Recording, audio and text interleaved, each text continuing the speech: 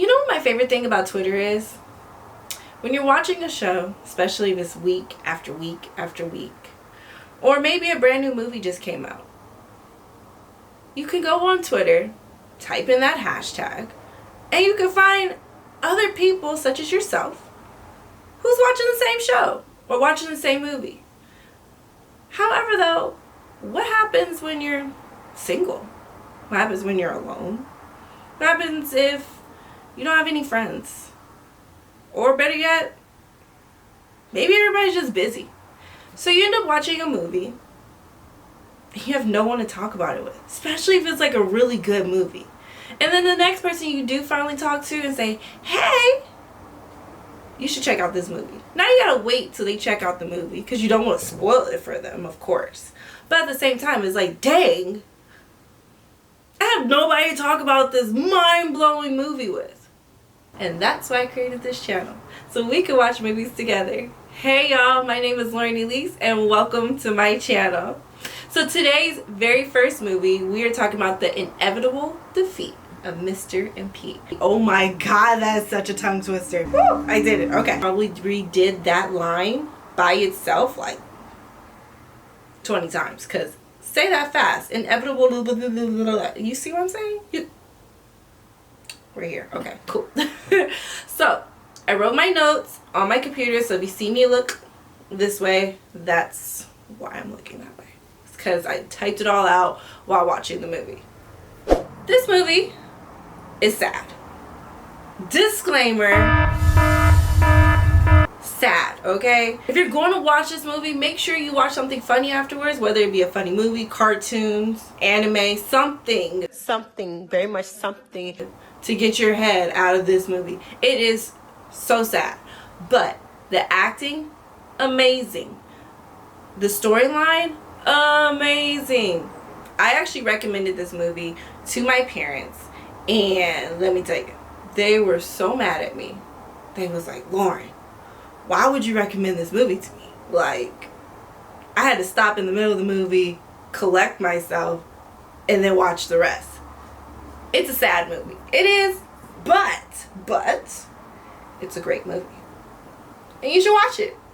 Or maybe you've already watched it. But let's talk about it. Let's talk about it. So the movie came out in 2013. It's a 2-hour long movie. So if you're ADD like me, I suggest watching this movie like at night. Don't watch this during the day. Because I feel like you'll get more into it and the drama behind it if you watch it later in the evening. It has a pretty popular cast. It has Jennifer Hudson, Anthony Mackie. If you don't know who that is, that's Captain America's best friend, the black guy, the Falcon. Yeah, him. It has Jordan Sparks. You know, both J Hud and Jordan Sparks are both from what is it, American Idol.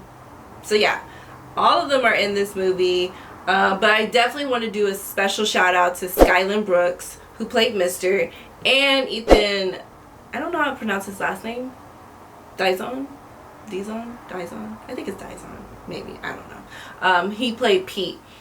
Incredible child actors, and I mean, they killed it in this role. Even though, like I said, sad as hell, they killed it. The story is about two boys who have to fend themselves throughout the entire summer. They have to overcome robbers, drug dealers, dodging the police. I mean, just everything you could possibly imagine, including just everyday life that us as adults have to deal with. So we're watching them the entire summer deal with this. And that's, without me giving out any spoilers, that's what this movie is about. So, now that we're here, spoiler alert! Spoiler alert! If you have not watched this movie, however, you're new to my channel, and you want to watch this movie, go watch this movie first. This movie you can watch on Hulu, and you can watch it on HBO Max. I watched it on HBO Max. I don't know if Hulu has commercials or not, but it is on Hulu. But yeah, go watch it first, because I'm going to tell the whole story, because we going to talk about this, honey. It was a lot. So, not spoiling anything, but you need to exit Stage left. That is my left, right? It's my left, but I don't know if it's left to y'all. We're gonna say that stage left. But yeah, so get out of here, watch the movie, come back, watch this video, okay? So the movie starts off and we see Mr. is flunking.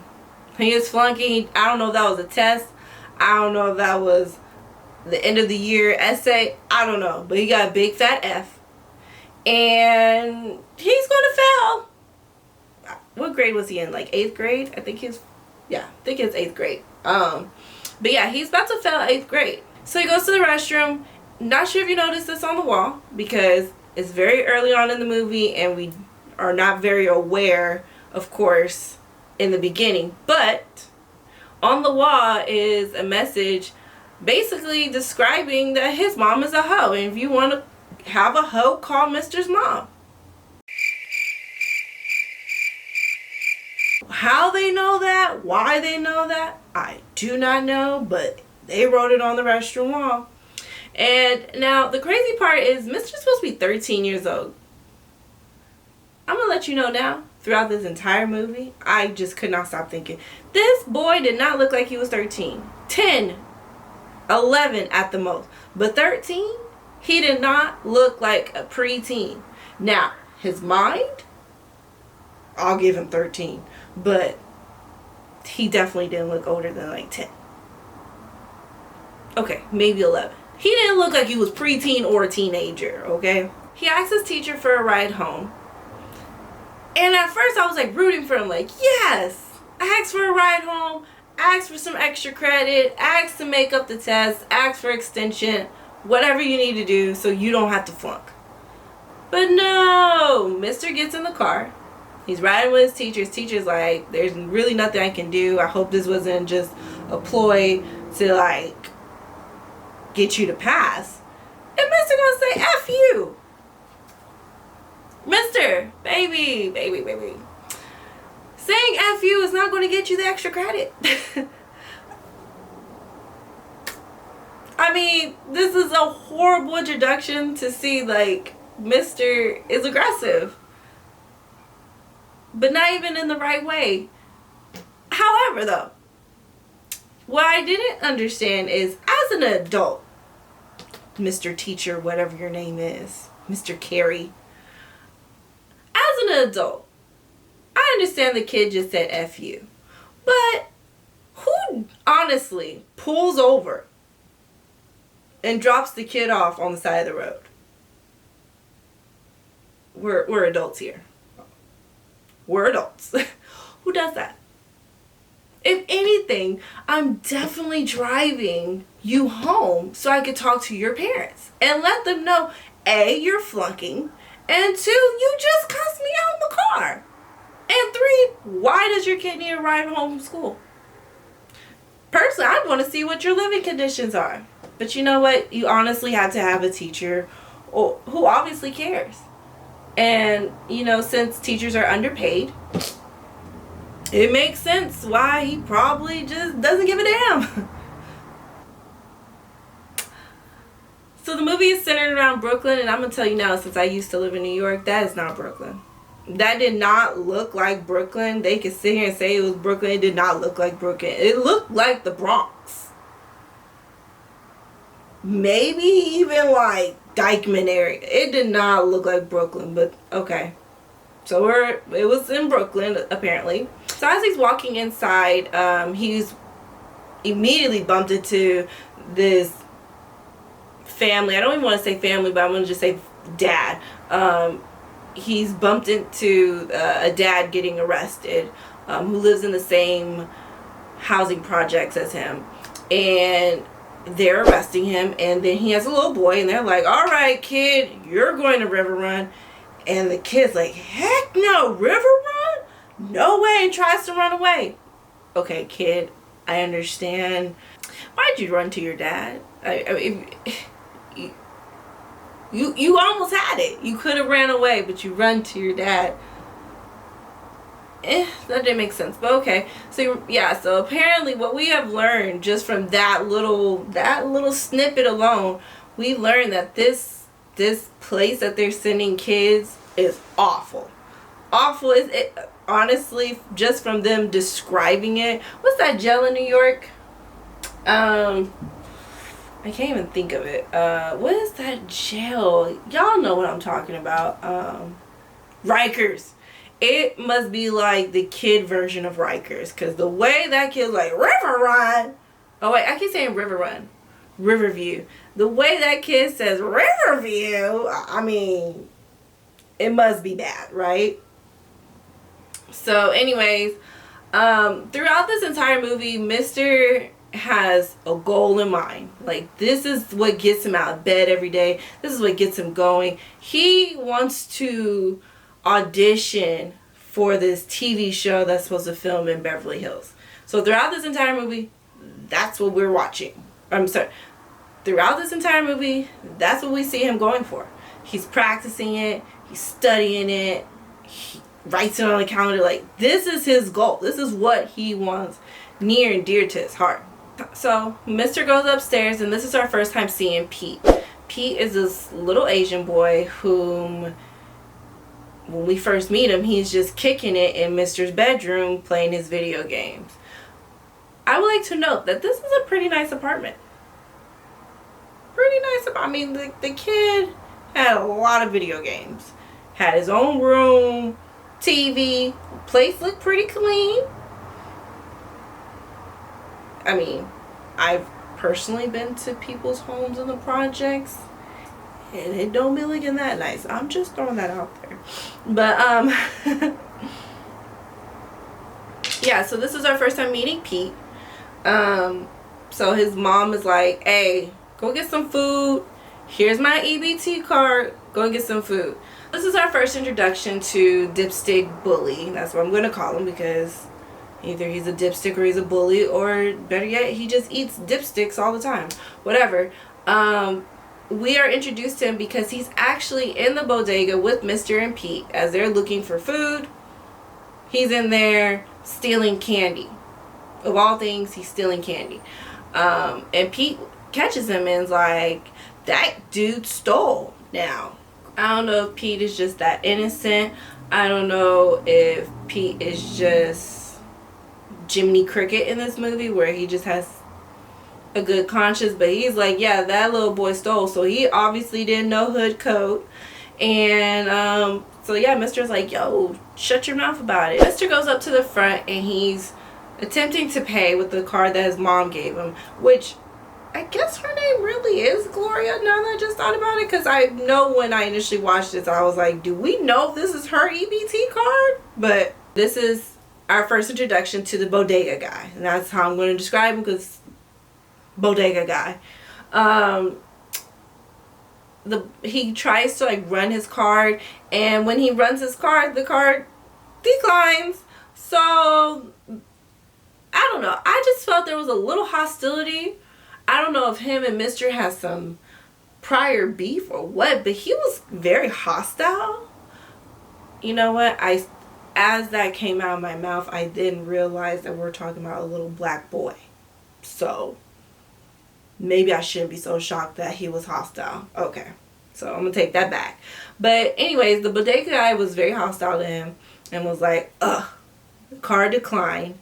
Till you get some money, have your mom come back up here and get the card. But however, Mr. just like totally screws it up yet again with his mouth. He says F you to the bodega guy. Again, why? It's like 1 minute, it's like you know that you want or need something from the person, but your mouth just gets in the way, and then as soon as you say it, it's almost like he has Tourette's or something, because as soon as he says it, then he's like, oh, but can I get the card? Or, you know, even with the teacher, I imagine him, if the teacher wouldn't have dropped him off on the side of the road, he would have been like, oh, can I get that? Can I get some extra credit? Can you help me? I don't know. That's just, can I go to summer school? I don't know. Just, yeah. We come back to the house, and I don't know Mr's mom's actual name in the movie, but since we all know this is Jennifer Hudson, I'm going to say Jennifer Hudson. Okay, so Jennifer Hudson is getting high. And this scene, made me feel a little funny, right? Because she was touching herself and speaking all seductively and stuff. And I'm not gonna lie, I got very nervous. I was very, when she said, "How are you, Pete?" I was like, I know they ain't got Jennifer Hudson up in here touching little kids, cause what is this? I understand you high, but this high, you being high off, what is it, heroin? The needle, whatever, like, does that get you feeling that good? Were you talking to kids like that? I don't know. It was just weird. It was just weird. Okay. So then after that, Jennifer Hudson takes them to dinner. This whole scene, I didn't know how I was supposed to feel. Because first, when we're sitting there, right, the kids are not eating the food. They have burgers in front of them, but they're not eating, and she doesn't have anything. So at first, I'm not sure if y'all thought this, but I definitely thought this. I thought they was about to do, like, dine and dash. And I thought, actually, let me correct myself. I thought that J. Hud maybe always dined and dash, and that's why Mr. wasn't eating, because he was not with the foolishness. Like, nah, I'm not about to eat this food because we know you can't afford it. But then, out of nowhere, we start seeing her do to some Caucasian man that's sitting at the bar. I don't know if they planned the meetup. I don't know if they just started winking eyes at each other.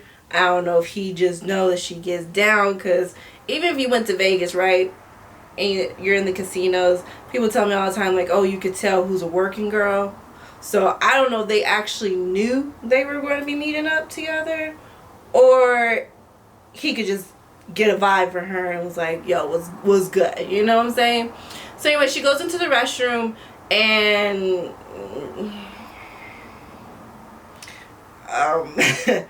stop on my knob, like corn on the cob. Slop on my knob, like corn on the cob. Check in with me and do your job. Do your job. Hey, anyways, that's what J. Hud went in there to do. Okay. Yeah. So she goes in there. She's doing her thing. And it was kind of crazy, right? Because Mr. follows J. Hud into the restroom. And for a brief moment, I'm not going to lie, I kind of thought maybe they tag team the situation. Like, alright, I'm going to do my thing. Alright, son, what you going to do is come in here. His pants are going to be on the ground. Like, wait about 5-10 minutes. Come in here.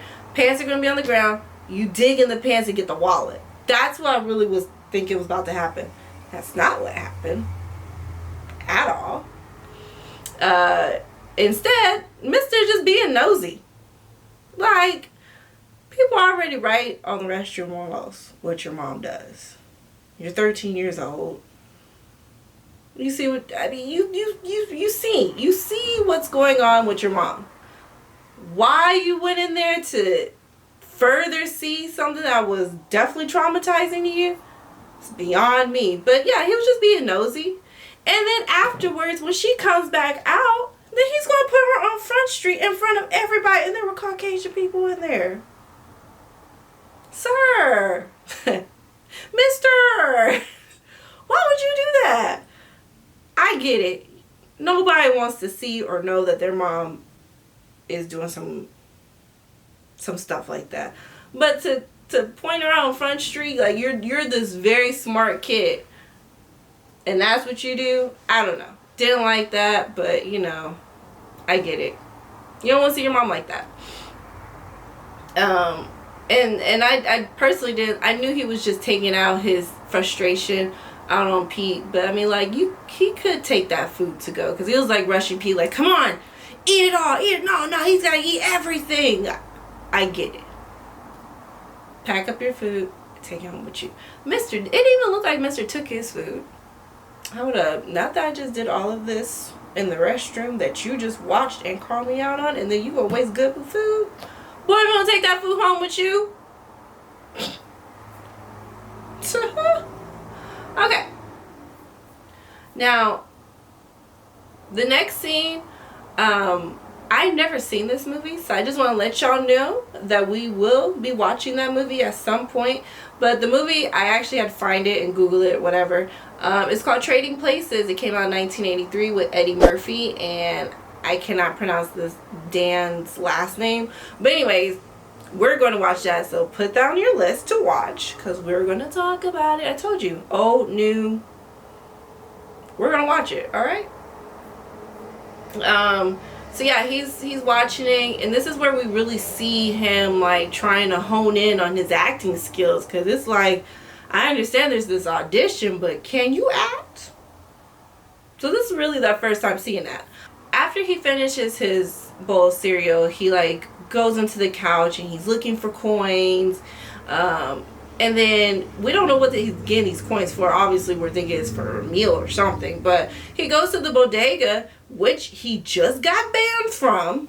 He goes in there and tries to get the bully to buy him something from out of the store, and it turns out he was buying a newspaper. And you know, that next scene where he basically lays out the paper and has some job circled for his mom, that was probably the saddest scene ever, because you don't meet too many 13-year-olds who know the proper steps in getting a job and what to look for, how to look for. That's what we're supposed to teach them as teenagers. So the fact that he was able to know how to do that, and the mom was just way too prideful to start from the bottom, to just have a job. And it was just sad. It was just really sad. I mean, well, I feel like I'm going to say that a lot. That is sad, because the whole movie is sad, and we already know that. Then the interaction that they have with one another, telling each other, you know, I wish you would die. I mean, we all know that it was definitely out of frustration. They're both frustrated from, you know, what he's going through, what she's going through. You know, neither one of them wants to be in that situation, but I mean, we're all adults. We know that they do actually love each other and don't want that to happen, but you know, you just say things out of anger sometimes. And even though as a kid to be saying that to their mother would got the slap of a lifetime, you know, but it's not regular mom, obviously. So she sends them outside, which is already crazy as hell, because if I'm getting high, right, like, I'm not sending my minors, not even just my own minor, but my friend's minor as well, outside, knowing that I live in the projects.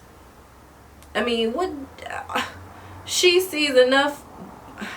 You know what, I'm giving her way too much credit, because at the end of the day I'm talking about as if she's like a normal mom.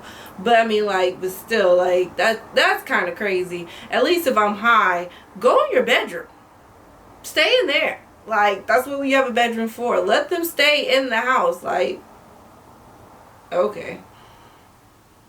So Mr. Goes downstairs and he introduced Pete to the, I guess he has Down syndrome or something. He's a little slow. He introduces him to him. You know, he sits there every day just counting the couple little ones that he does have, and he's like, Pete, stay here. And he goes and finds, which we don't know who, what, where she came from yet, but he goes and finds Alice, which is played by Jordan Sparks. And I just want to make this very, very clear. We can sit here and talk about Jennifer Hudson all day. Not actually Jennifer Hudson, of course, but her character. We can sit here and talk about how she's a hoe. She was slobbing on somebody's knob in the restroom for dinner. But if this next scene with Jordan Sparks doesn't tell you anything, everybody hoes. Everybody hoes. Whether it be the low budget hoe or the high end hoe with the sugar daddy, everybody's hoeing. City girls are putting it out there for basically you to be the hoe. I mean, like, what is Korea? I'm not saying Carisha is a hoe. What I am saying, the method in getting your money is one and the same. Jordin Sparks is just, I don't even want to say it's because she's light skinned, but she's obviously prettier than Jennifer Hudson, where, you know, her dollar amount is a little bit more expensive than the $20 bill that Jennifer Hudson just got for doing it in the restroom at a restaurant. Could she fix herself up some so she could get a higher paying dollar? I'm sure she could, but you know, she's also on drugs, so. But yeah, the Jordin Sparks character, hoeing, okay. So she doesn't realize that Mr. is looking at her from the corner, but eventually she does. He tries to skirt do the dash. She finds him like, hey, you want to ride? I don't know who this woman is to him. I know that they say in the movie like they met because they lived in the same building or they went to school together, but this woman has a whole convertible. I mean, if they were trying to find, if they're trying to show that maybe she was 18, even 17, nah, she had to have been at minimum of 18. Why would they pick Jordin Sparks? Because Jordan's a little too old to play the character in what she played, because it was not given, and it actually was very confusing. Like, the heck is going on here? The crazy part is Pete somehow was following Mr. the entire time. So she's like, hey, you know who him? He's like, who? Huh? Oh, snap. So Pete gets in the car. And while they're driving Pete, we finally see Pete's mother. And she's also a crackhead. I don't know if that's actually the drug of choice, and we're just calling them that because it's just easier than just saying they're hooked on drugs. She's a crackhead standing on the street too. She probably is a hoe as well. Who knows? I don't know. But nonetheless, he breaks down when he sees her, and so that's how we really know, like, oh, that's so-and-so's mama. Got it? So then I don't know where Jordin takes them. I guess she must have been at that dude's place. I don't know. It's very confusing. I don't know if that was her place. But for her to go and then pick Mr. up and then come back home, that's weird. Okay. And then she chooses to feed them. Jordan, baby, or Alice, whatever your character's name is. Like, you see that they're malnourished. And better yet, you know these are children who probably don't have a good, decent home-cooked meal. You give them powdered donuts, baby. Powdered donuts. Ma'am, I'm judging you. I'm judging you. Like, at least a burger and some fries. But you gonna bring donuts? No pizza? No actual meal. But sugar. Shame on you. Remind me not to let my kids be with you. I don't have no kids. But if I did have some kids, remind me not to leave them with you, because you just gonna give my baby sugar and they gonna come home to me with all the energy. Ma'am. No. So Mr. and Pete head home, and they bump into the bully. The bully lets them know, like, hey, your pimp, your mama's pimp, he got ratted out on. Actually, now, of course, upon watching the whole movie, he wasn't referring to Jennifer Hudson's pimp, or maybe it was her handler underneath the big guy, but nonetheless, he got snitched on. Well, it wasn't even like the pimp. I think it was just the person probably dealing her drugs. So next thing, all of a sudden, just boom, swarm of police, just ah! So they're running like, we gotta get in the house. I don't know why they thought that inside. No, I lied. Well, I don't know why they would think going inside the house is a refuge. I guess is my question. Especially if I see that they're coming, they're following me. I don't know. Me personally, I'm going to the park. You know what? I don't know if the park would be a very good place to stay either, knowing that they live in the hood / projects. Maybe the park is not a good idea, but at the same time, I don't know if I'm going home. Yeah, I don't know if I'm going home, because to me, which we see in the next scene, Mr. and Pete hide from the cops, and they do come in with the warrant, and they get the mom because she's just got done with, you know. So after, you know, they said it was still warm and everything, like she was definitely still high. So I'm just saying, at any given point, had they found the kids, that kind of defeated the purpose of running home. I don't know, that's just my thinking. Yeah, I'm going somewhere else. I'm not going inside the place that they're going to go and get my mom, whom I know just was doing drugs. I don't know. Whatever. So anyways, the officer leaves a card, and it's specifically a trap. The card is a trap to get the boys to call, so that way they can get the boys. But they don't get caught. Poor Pete pees on himself.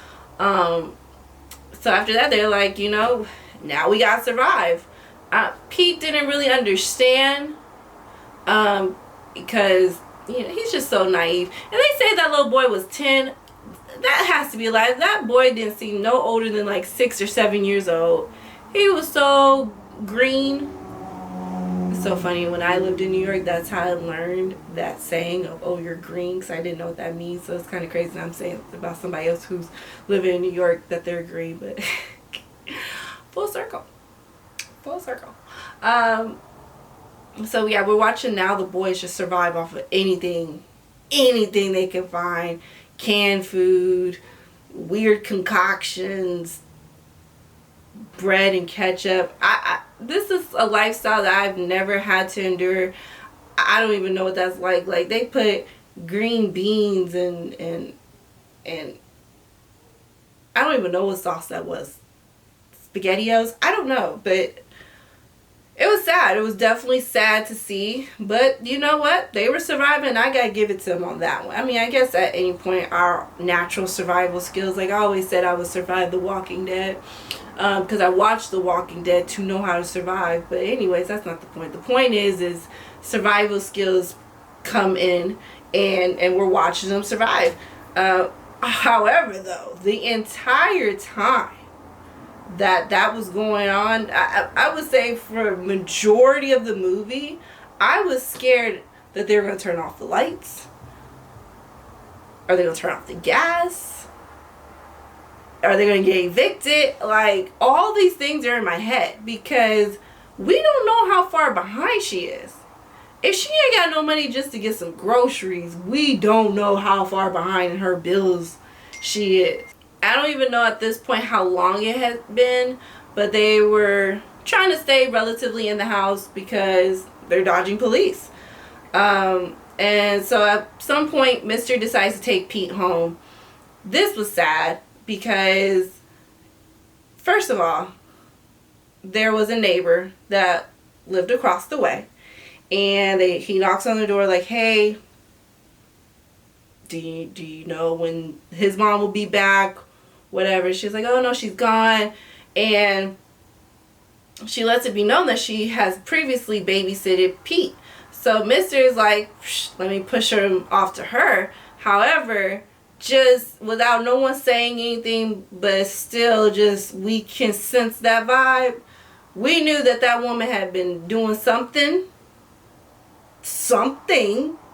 to poor Pete.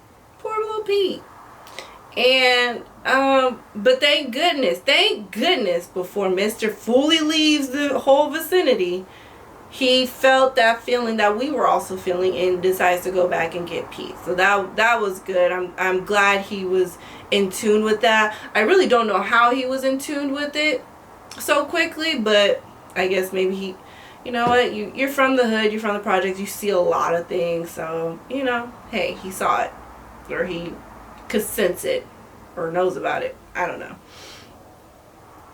So Pete, then he gets Pete. By the way, couldn't believe he just pimp slapped the Caucasian woman, but he slapped it, and I was like, yeah, So now Pete decides, okay, well, now that I can stay with you, let me go get some things. And gets into... Pete, at any point when he was banging on your mama's door, why didn't you suggest, I know how to bust in here, let me get my little screwdriver? I mean, Pete. But they get in the house, he grabs some clothes, grabs his little hamster, they grab a turkey out of the oven. I was like, go ahead, get that turkey, get it. And so they leave and they go back home. And at this point, Mr. kind of explains about his mom and like, you know, she must have gotten arrested before. Because he predicts that she'll be in there for a couple of days, at the most 2 weeks. So yeah, she's definitely done this before, which is probably why he knows how to survive so well. Because I don't know any 10-year-old, 13-year-old who can survive that amazingly. When they get home, the doorknob was on the ground. And did anybody else get scared in this moment? Because for me, until we figure out why it was actually on the floor, I'm really thinking eviction. That's all I was thinking. I hate that I was putting that on the kids because I wasn't trying to, but in my mind I was really thinking eviction, because who has a doorknob on the ground? Or better yet, I'm thinking like maybe the officers got, you know, the superintendent, the property manager involved to come see about the boys. I don't know. But nope, that's not what it was. What they did find out is someone came in and robbed them all of their electronics. And I was really sad about that. But yeah, they got robbed. So you see Mr. like pushing with all his might. He was angry too, but he was pushing the refrigerator against the door, since now the door can't be locked, I assume. Then they attempted to cook turkey. However, though, they burnt the turkey, which turkey wasn't probably going to be that great anyway, because he just twisted the knob. He didn't put it on a certain temperature. He didn't season it, baste it, nothing. So it wasn't going to be that great anyway. But it would have been something. So I was really sad that they actually burnt the turkey, because I think we were all rooting for them, like, yay, there's some turkey. You can munch on that for, shoot, we eat Thanksgiving leftovers for like a week. At least a week. And he clearly knows how to ration. So maybe even 2 weeks they could have survived off that turkey. And also I was scared too that the fire alarm was going to like draw attention. Like, oh snap. Now here comes the firefighters. Here comes the police officers. Here comes whomever at the front desk, because why is the fire alarm going off? But thank God that didn't happen. Thank God. But I was scared that was. Now we're introduced to Anthony Mackie's character, who's a pimp or a drug lord. So he was actually the one technically in charge of his mother, but probably not really being like he's like the head honcho. He probably has like foot soldiers who's in charge of us, but he's the head honcho. So we're introduced to him. Fast forward, the kids are like, we need to make some money real quick. Don't know how, but we're going to do it. So they decide to try to go to the corner, and we are introduced to Henry, who is a war veteran. We actually saw him before, but Mr. was just like scooting on by on his what do you call that? Skateboard. He was just scooting on by. Yeah, he was scooting on by. However, though, him and Henry get into it because he wants to stand on that corner to make some quick money with his hat and say, I'm hungry, you know, need food or whatever. But Henry's like, nah, this is my block. Get off, kid. And he's like, yo, yeah, are you even really a war veteran? And however, they still just end up going across the street. Because I was scared that something was about to happen, because y'all heard the police officers were nearby. So I was like, oh Lord, they're about to get caught up. But thank God that didn't happen. But the kids did get enough money for a new lock and some food. I'm not sure if y'all realize throughout this movie that they actually do eat meals. I don't know to what extent someone has to starve to death per se.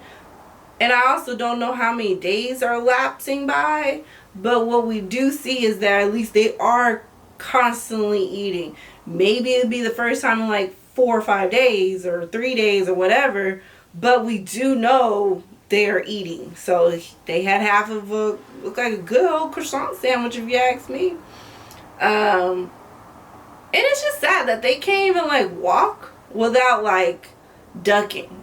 I don't know, I just felt like throughout this movie, like, why was everybody so pressed about them?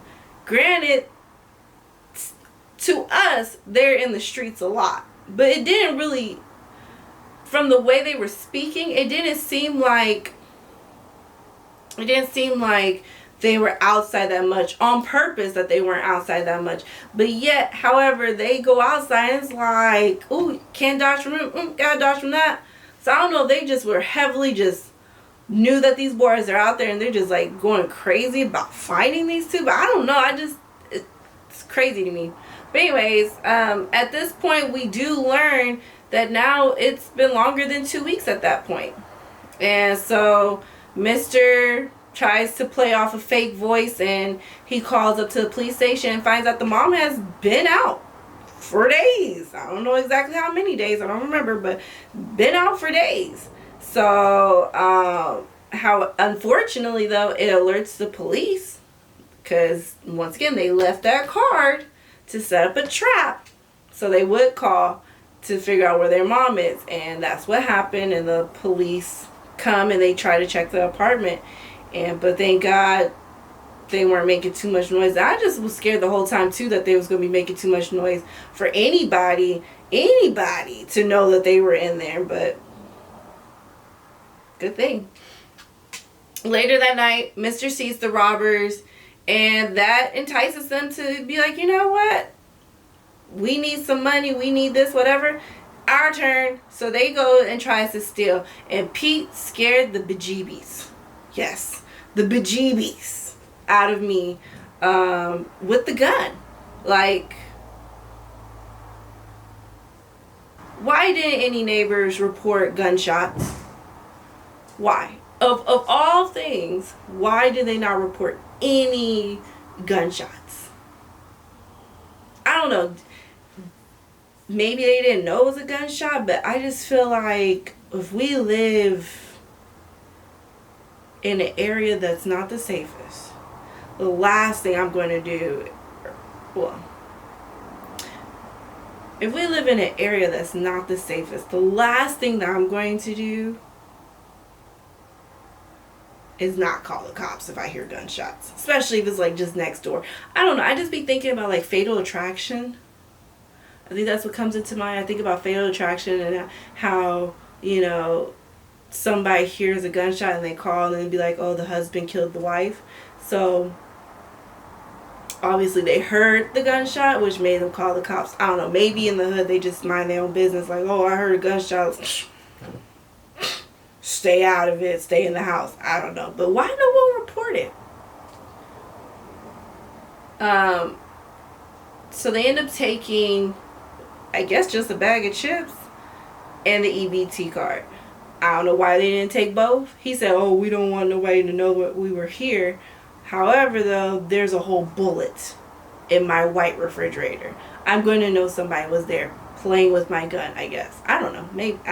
Maybe they wouldn't. Who knows? Maybe they have kids of their own or teenagers and all that sort of stuff. This next scene is where we finally get to see Mr.'s like acting skills, because anything that he's done beforehand was just mocking the TV. So this is like him like really showing his craft. And the scene is from Fargo. Never seen Fargo, so definitely put that on your list because it seems good. We will watch it together. So he practices in front of P, and P's like, yes, good job, good job. However, though, the next thing that he does is he tries to channel his mother, and we knew it was effed up. Pete even knew it was effed up. But Pete took that moment to show, like, it ain't funny. And he shows the scars on his back, which look like his mom or somebody puts, you know, an iron to his body. And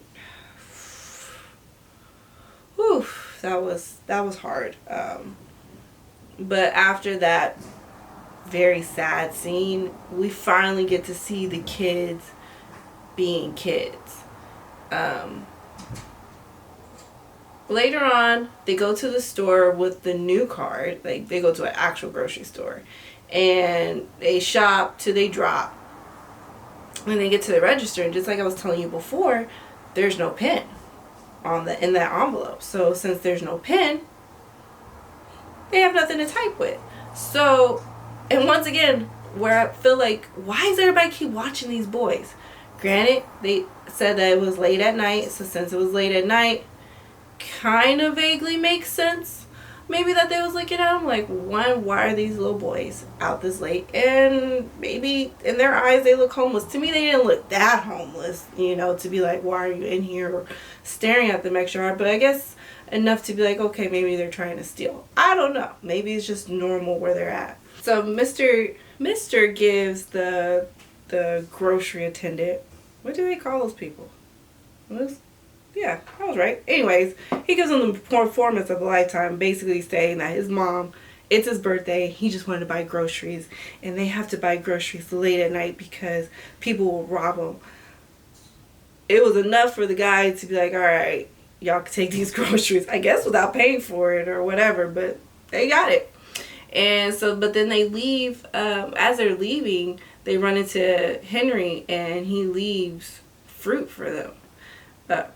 They leave fruit for Henry, and I just thought that was really sweet, because let me tell you, if I'm starving and I'm not the biggest person on giving money to the homeless anyway. I'll give them food, but I ain't really that big on it, because most of the time I've seen these people come out with wads of cash at McDonald's. That's not the point. Anyways, moving on. As they're coming into their apartment building, they run into the robbers. And immediately what Mr. sees is these light green eyes and these shoes, which were ugly as heck, but okay. So then fast forward, they're chilling in the apartment. We don't know how much time has passed. We're assuming that it's the next day. And then my worst nightmare happens. Boom! Lights out, gas out, power's out, everything's out except for the water. Probably because the water comes with the building, but nonetheless, everything's out. So all that food that they just bought going to spoil, all of that. So Mr. attempts to go to the bodega, and he begs the guy, like, please, please, please, this is a bad day for me. Can we get some ice? And the bodega guy will not give them ice. And it's like, granted, Mr. has been a pain in the derriere, but he could see that these little boys was hungry and in need. I mean, he could just for one day, just be a little bit nice, like, or better yet, why doesn't he ever just like offer Mr. like, a job like sweeping or something? I don't know, something. So I mean, clearly these kids are hungry. He did try to come up there, and the first time he went in there was to get a can of beans and a loaf of bread for $2. Like, obviously they're in need. Anyways, this is how you know people are just evil in this world. But he wouldn't give him the ice, and once again, Mr. with his bad attitude decides to knock over the entire chip display. To me, Mr., like, as much as you steal from this place, to me the last thing you want to do is cause a ruckus. Or better yet, because you are ducking from the police, Maybe they have cameras inside. Maybe you shouldn't want to do anything that will draw further attention when you're already stealing food out of there. I don't know. Just my thoughts. So as he's coming back to the house, Mr. recognizes the shoes and realizes, oh snap, you're one of the robbers. And the bully, well, he keeps calling the bully Dipstick, but I think he's calling him Dipstick because of the candy. But he could also be being a little smart ass, but we don't really know.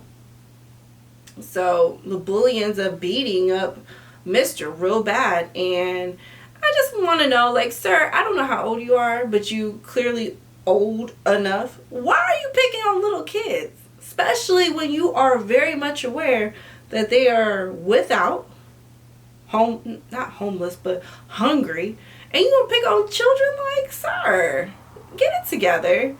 The good thing is, Alice, i.e. Jordan Sparks' character, stops it. She pulls up at the nick of time, stops it from continuing on. However, you know, Mr. goes off on her. She gets in her feelings and she's like, well, forget it, and leaves. But the next day, at least she does come back to the apartment, and unfortunately when she comes to the apartment, she sees their living condition. She cleans the place up. And now hold up, I just want to say this.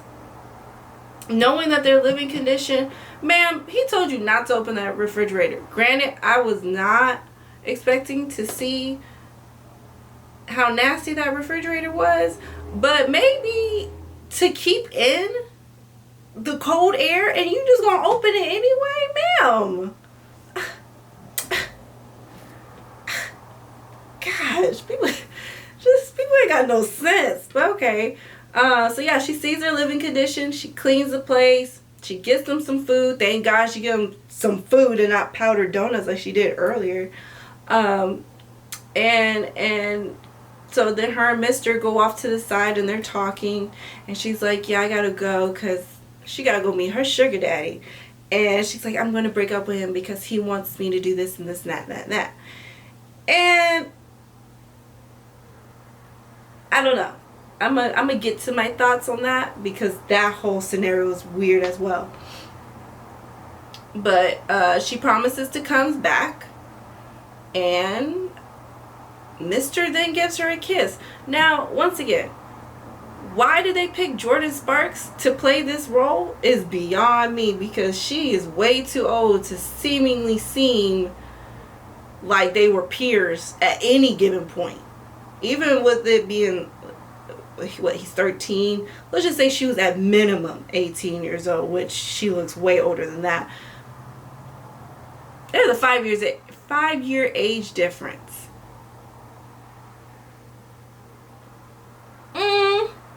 No, it doesn't add up. To the people who created this movie, it does not add up. But I will say, she did not kiss him back. Thank God, because that would have been disgusting. However, still, it was definitely weird. The scene was very weird. But I knew she let him kiss her so he could have a win. Like, you know, this boy is homeless. I keep saying homeless. Hungry. He's not homeless. He has a home, but, you know, he's going through it. He's hungry. He hasn't taken a bath.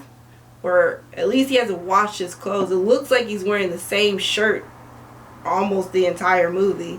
So I think she was just trying to give him a win. Like, you have a crush on me, I know you do. Fulfill this. I guess. Still, it was just weird. It was just really weird because she's just too old. She was too old for whatever character she was supposed to be playing. She was just too old. I mean, she don't even look 18. She looks like at least 25. Like, too old. She promises to come back. Does she ever? No, she don't. What happened to her? That's what I want to know. What happened to Alice? What happened to Jordan Sparks? I got questions, which I'm going to save that for the end. So So after she doesn't come back, it finally ignites Mr. to be like, all right, let me go and try to actually find my mama. Because you know what? Now we've learned it's been a month and a half. Where is she? Why hasn't she come back home? Is she dead? Is she this? Like, where is she? So he goes and asks Henry. He asks Chris, the head honcho pimp / drug lord. And then even when he went and talked to the drug lord, he was being a smart ass. I don't know if I'm allowed to cuss because of YouTube, but he's being smart. And I mean, to me, the last person you want to go off on is the drug lord, right? Like, I get it. He was being very passionate, like, yo, my mom does things for you. The least you could do is help me find her. But still, like, mister, you gotta chill. You got to chill out with the mouth. And then as he's walking back, he realizes the second robber is the I don't know if he's slow down syndrome, but it's him. He's the one. So the little $3 he's counting in ones is the money that he's getting for robbing with the bully. So at this point, you know, he's like, I think he's just frustrated and just start going off on the dude. And I don't know at this point if the slow dude screams because Mr. is shouting at him, or was he trying to say like, oh my god, the police are here? I don't know, but either way he shouts, and that gets that main officer who has this hard on for the kids, I don't know what his problem is, to chase him into the apartments. And so, but luckily Pete was still inside, and Pete opened the door for Mr. and he was able to be inside. But at this point, when Mr. goes inside, all hell breaks loose for him. At this point, everything just goes downhill. Pete's hamster died. Pete ends up getting deathly sick. Mr. loses his faith in the audition and hoping that's the way out, is to go to Hollywood.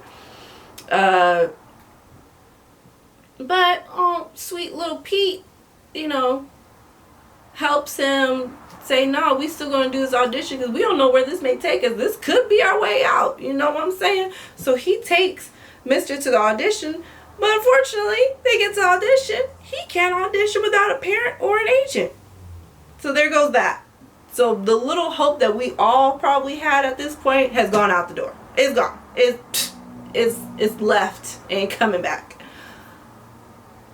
So Mr. takes Pete back to the apartment since he is deathly sick. I mean, anybody who has a temperature over 102 need to go to the hospital. And he said that temperature was 112. Deathly sick, like I said. I don't know exactly what he is sick of. Like, I don't know, is this because of their diet? Is it because of how hot it is? I don't know what it is, but he's sick. He's really sick. Really, really, really, really bad. And so Mr. tries to go and find Jordan Sparks / Alice. And can't find her. Turns out some other chick, this is where I had questions, some other chick tells him, oh, she moved away. Now, never at any point, even when the boys were there eating the powdered donuts, did we see her have a roommate. So I just want to know, what happened to Jordan? How did she see this dude and then magically just moves away that quickly? How is that possible? Doesn't seem right, right?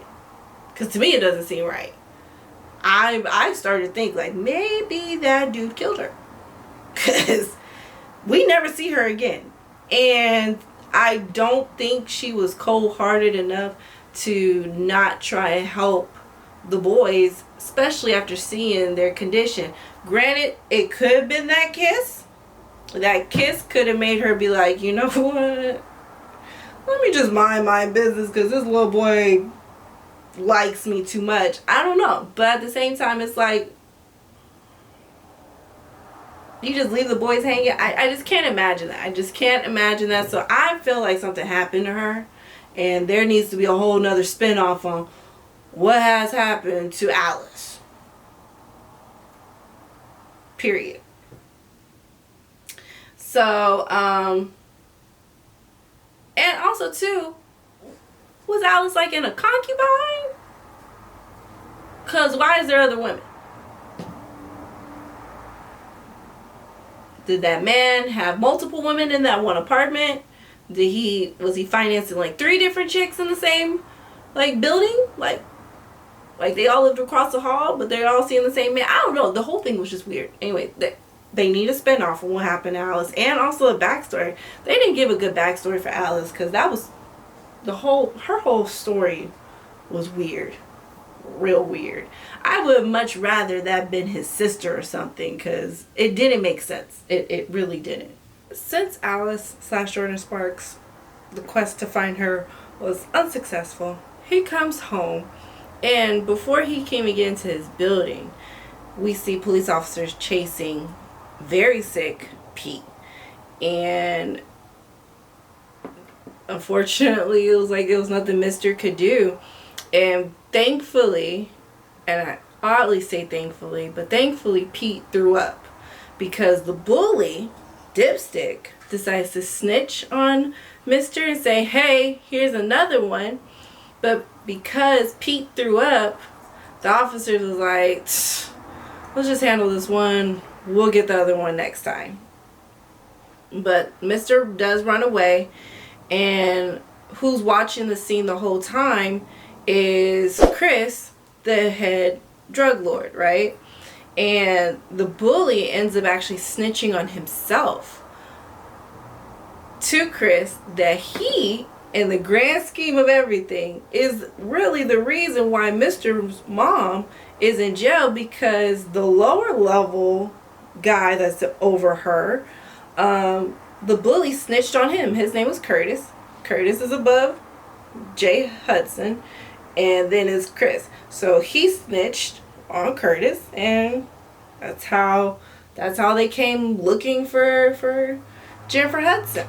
I guess her name is Gloria. Let's just call her Gloria because I think that's her name in the movie. I really do.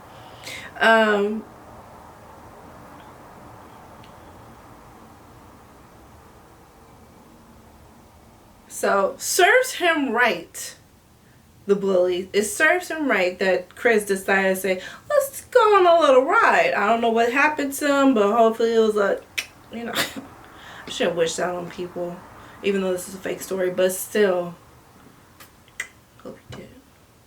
At this point, Mr. just gives up. He gives up on life. I mean, at this point, what more can he do? He's done everything, and now his mom, he in his mind believes his mom is dead. The mom is nowhere to be found. So what else is there to do? They're starving to death. You see him, he looks like Skeletor with his body just like deathly skinny. He ends up actually going to Chris later on once things had cooled down. He begs Chris for a job. Like, please, can you give me a job? I'll work for free. I just want you to get Pete out of River Run. Because everyone knows Pete is so sweet. Pete is innocent. He's green as I don't know what. So to send him to such a horrible place, I think Mr. and us as viewers know it would change him for the worse. This is how they get changed. But Chris is like, no, I'm not doing that. But here's a couple little dollars. But never work for free. Never work for free is what he says. And then all of a sudden we see the bodega guy.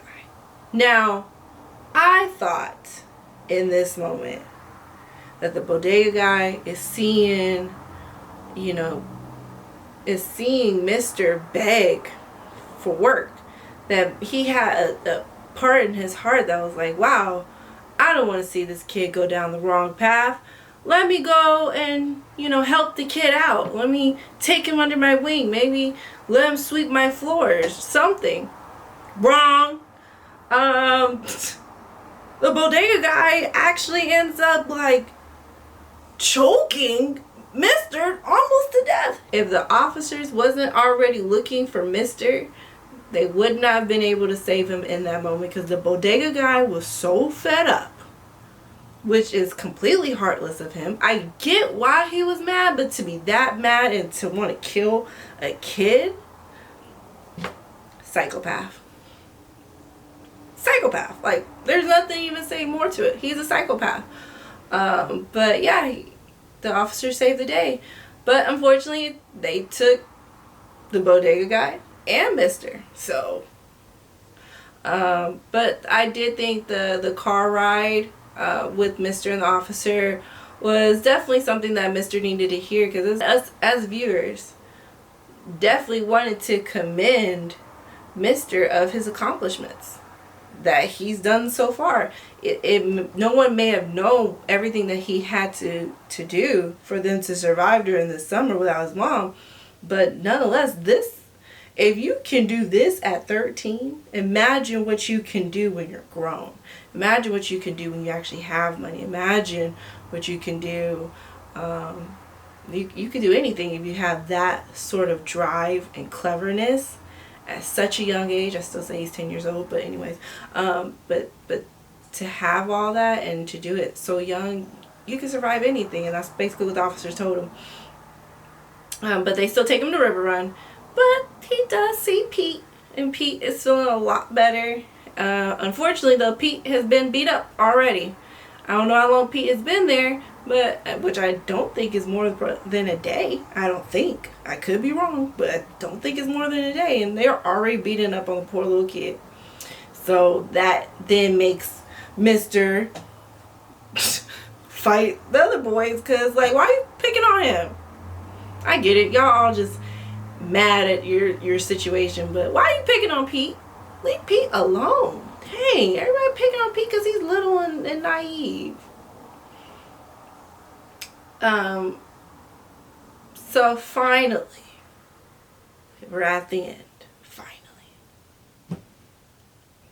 And you think at this point things are just going to get better, but they don't. Jennifer Hudson arrives on the scene, which normally would make everybody say, yay! But it's like, nah, Heifer, where you been? Where you been? Because you've been gone. And not just a week, not 2 weeks. You've been gone all summer. These boys have pretty much been by themselves for 2, going on 3 months. Where have you been? And so she explains to the social worker, like, one, I thought he was here. Where have my children been? Because, ma'am, you didn't even know where your children were. You didn't even call the system and be like, all right, I'm going to be back in like in a month. I'm going to check myself into rehab. No, you didn't even do none of that. You didn't even check to see if they were there. You didn't even go home to get some clothes or nothing. Don't know where you got this pantsuit and heels from, but you didn't even go home to get some clothes or nothing. You just did the dash. So yeah, she comes looking for him, and the social worker lets her know, like, yeah, and he's only been here for 2 weeks. And she's like, well, where's he been? And they was like, I don't know, I just know he got picked up. That's all I do know. And she says the reason why she didn't come for him sooner is because she didn't know how to look him in the eye. Ma'am, can you look him in the eye now? But it's not happy. Technically, it's not happy because at the end of the day, she's not Pete's mama. And at this point, I'm pretty sure with her record, she ain't allowed to get Pete out. So now Pete's just going to be in there by himself. Not saying that we would want Mr. to be in there with him because of, you know, Pete. But at the same time, it's like, you know, Pete, unfortunately, who knows what's going to happen to Pete. Whatever happens to him, it's still not going to be good. The crazy part is that they only been in there 2 weeks. So Gotta commend it to those boys for surviving as long as they did. Because yet again, that's unheard of. Kids are resilient though. Yeah, I was also going to say how, you know, Mr. was completely unamused by his mama crying. Because yet again, ma'am, you didn't even come see about your own stuff. Let alone us. Didn't even call. Didn't even try to make sure you knew where we were. But at the end of the day, you know that he loved his mom, regardless.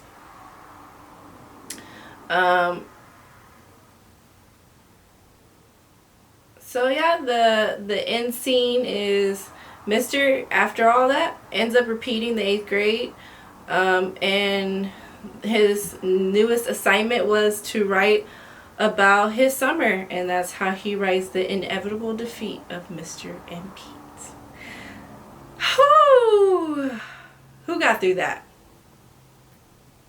I felt like this was a perfect first movie for us because of all the peaks, the ups and downs, the ups and downs, the ups and downs. I thought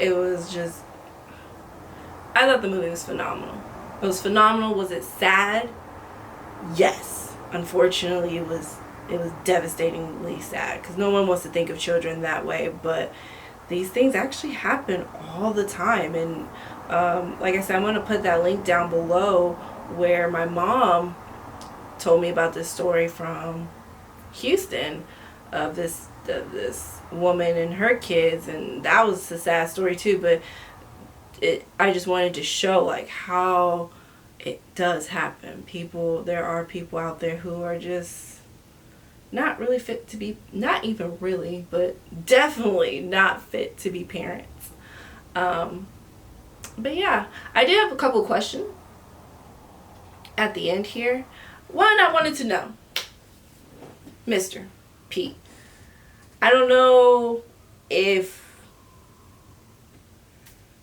did y'all just not have any more clean clothes? Granted, I would imagine after 2 or 3 months, you know, I don't even know if you know how to wash clothes, but you couldn't hand wash them?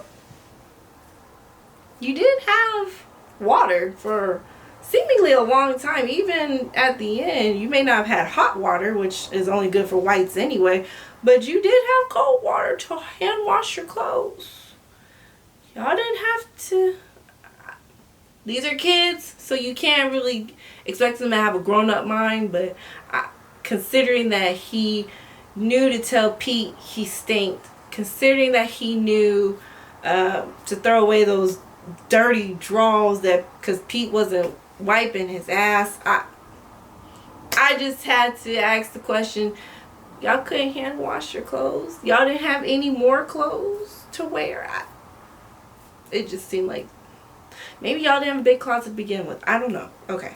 Anyways, I was curious, but at the same time I kind of answered my own question. But I wanted to know, like, why did the officers have such a hard-on for these particular boys? I imagine there's so many other people in that complex that had issues. And to me, they were very, very, very focused on Mr. and Pete.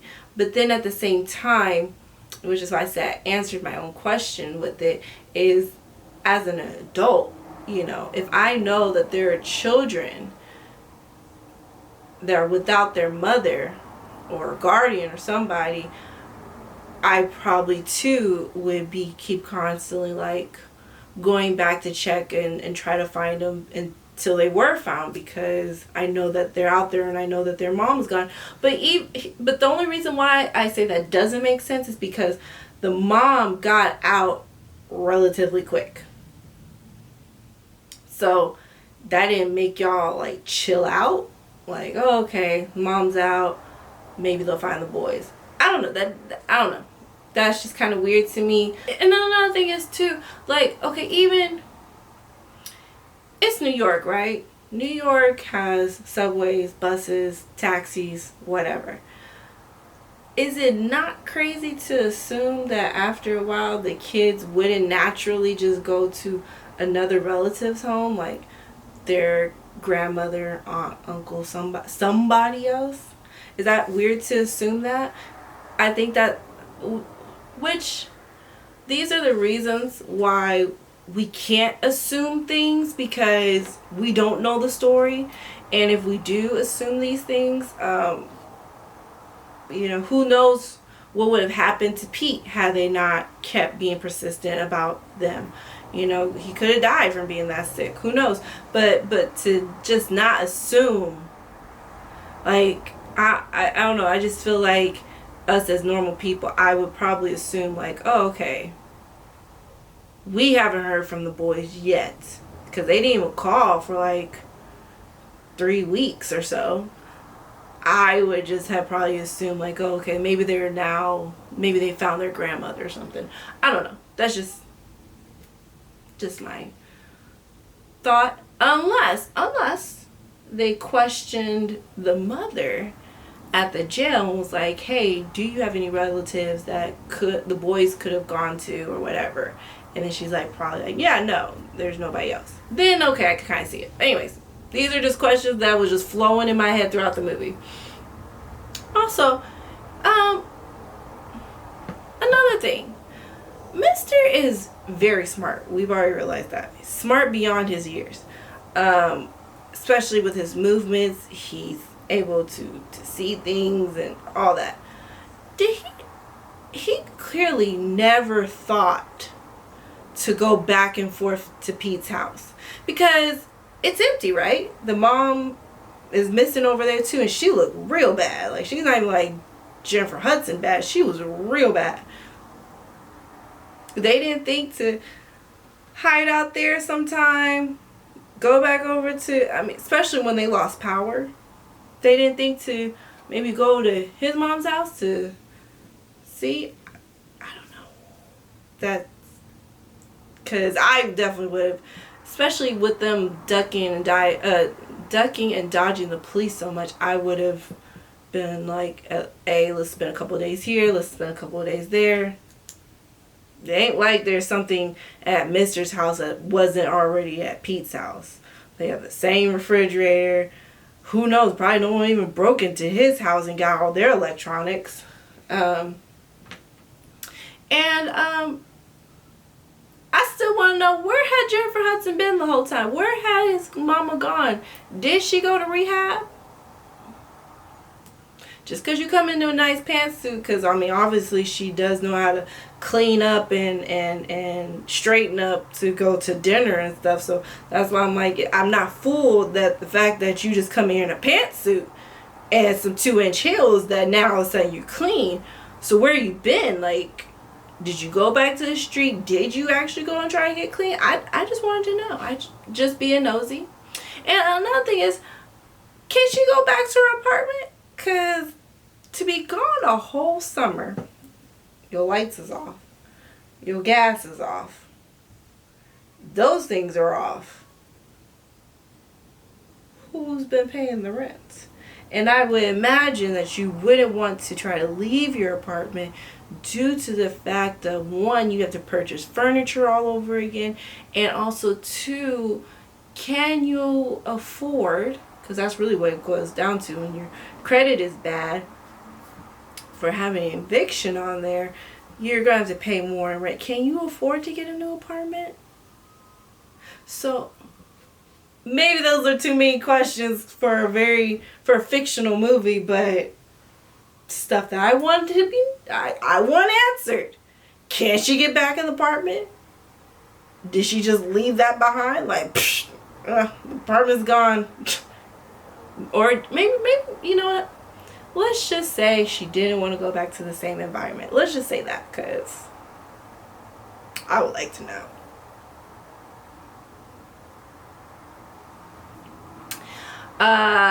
The last question I had is, at what point, why didn't the officer ask the superintendent or property manager for help?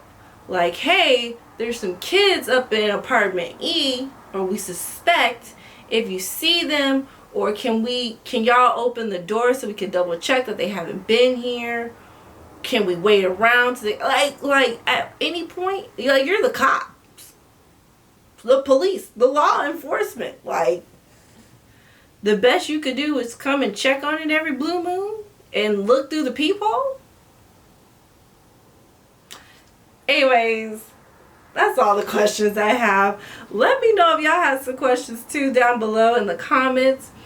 The next movie that we are going to be doing is called Unbroken. You can go ahead and watch that movie on Netflix. It is directed by Angelina Jolie. It is a movie about a Olympian track star who was involved with World War II. So that's going to be the next movie. The movie's called Unbroken. Check it out. It's on Netflix right now. It's directed by Angelina Jolie. That's going to be the next movie. So thank you so much, you guys, for watching Wait, Run That Back, hashtag WRTB, on this episode of The Inevitable Defeat of Mr. and Pete. Stay tuned for next video. Also, make sure you like, comment, and subscribe. Share it with your friends, share it with your family, share it with your girlfriends, guy friends, and y'all have movie night. Check out some of these movies that I'm going to be uploading very soon. And if you have any movie recommendations for me, because I love to watch them, make sure you put it down below in the comment box.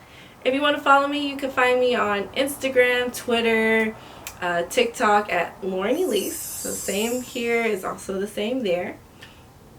If you're watching this video and you do want to find me on other platforms, make sure that you use the VHS tape and also the rewind button as your emojis to let me know that you watched this video specifically for this particular video, because each video is going to have a different emoji that we're going to use. If you watch this particular video, we're going to be using the hamster